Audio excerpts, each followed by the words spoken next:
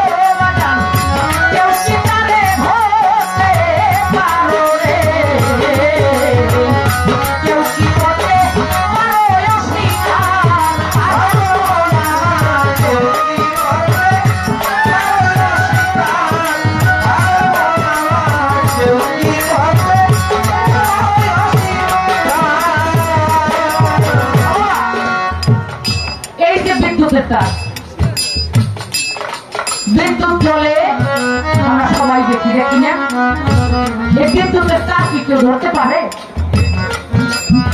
না মরে যাবে না বিদ্যুতের তার যদি ধরা না যায় তদ্রুপ একজন মুর্শিদ ওইরকম আল্লাহকে শুনছে কখনো আল্লাহকে ধরতে আপনি পারবেন না যতক্ষণ পর্যন্ত একজন কামেল মুর্শিদে ফেসবুক না করবে আগুন দেখতেছেন জ্বলতেছে আগুন ধরতে পারবেন না তাহলে পুড়ে যাবে একটা বস্তুর দরকার ওই আগুনকে ধরতে হবে তাহলে ওই বস্তুটাই হলাম আমার মুর্শিদ এই মুর্শিদ ছাড়া কোনো কিছুই দেখা ধরা সম্ভব না